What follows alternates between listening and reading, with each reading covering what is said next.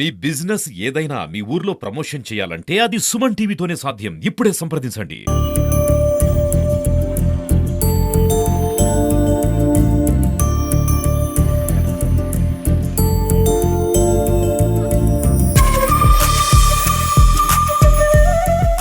Welcome to India largest digital media Suman TV. నేను మీ శివప్రసాద్. ప్రస్తుతం మనమైతే ఒక గిరిజన ప్రాంతంలో జరిగే సంతలో అయితే ఉన్నాము.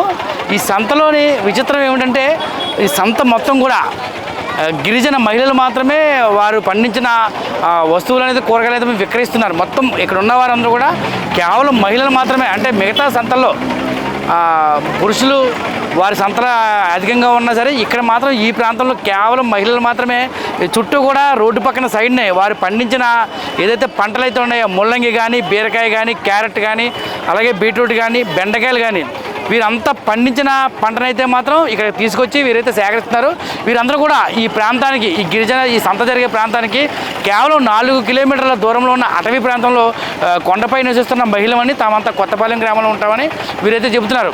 వారు మొత్తం గిరిజన ప్రాంతంలో ఇక్కడ ముఖ్యంగా ఈ సంతలో జరిగే ఈ దొరికే కూరగాయలు అయితే మాత్రం ఎటువంటి పురుగుల మందుల అవశేషాలు వాడకుండా వారైతే మాత్రం ఒక ప్రకృతి పరంగా వచ్చే వనరులను వాడుకుంటూ ఆ ఎరువులు వాడుకుంటూ తక్కువ మోతాదు ఎరువులు కూడా వాడుకుంటూ ఆరోగ్యానికి ఎటువంటి హాని కలిగించకుండా ఉండే విధంగా అయితే మాత్రం వీరి కూరగాయలను పండిస్తుందంటే మనం మైదాన ప్రాంతాల్లోని చూస్తున్న కూరగాయలు అయితే వీటికన్నా అందంగా కనిపించినప్పటికీ కూడా అవి కేవలం పురుగు మందుల అవశేషాలతో మాత్రమే వారు పండిస్తూ ఉంటారు. దీనివల్ల మన ఆరోగ్యాలు అయితే మాత్రం గుల్లైపోయి ఆసుపత్రులు పాలవుతున్నాం. కానీ ఇక్కడ ఈ ప్రాంతంలో ముఖ్యంగా ఈ గిరిజన ప్రాంతంలో ఉన్న గిరిజనులు అయితే మాత్రం తాము సేద్యం చేసిన పంటను ఇక్కడ తీసుకొచ్చి ఇక్కడ సంతలో ఏర్పాటు చేసి అమ్ముతున్నారు. అంటే చాలామంది ఈ ప్రాంతానికి వచ్చి ఈ స్వచ్ఛమైన ఎటువంటి పురుగు మందు అవకాశాలు లేని ఆరోగ్యాన్ని కలిగించే కూరగాయలను అయితే మాత్రం వీరు పండిస్తున్నారు. మనం చూస్తున్నాం. మొత్తం ఇదంతా కూడా ఇక్కడ పచ్చిమిర్చి అయితేనేమి,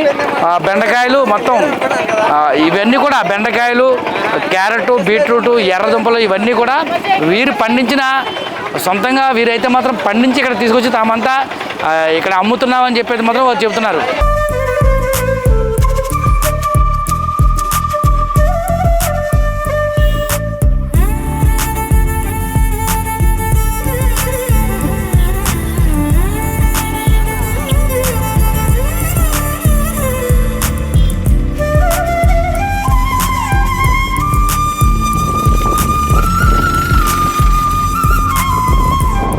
వీరంతా కూడా కొత్తపాలెం గ్రామం నుంచి సుమారు 4 కిలోమీటర్లు, ఈ ప్రస్తుతం సంత జరిగే 4 కిలోమీటర్ల దూరంలో అయితే వీళ్ళు ఉంటున్నారంటే కొండపై నివసిస్తున్నారు.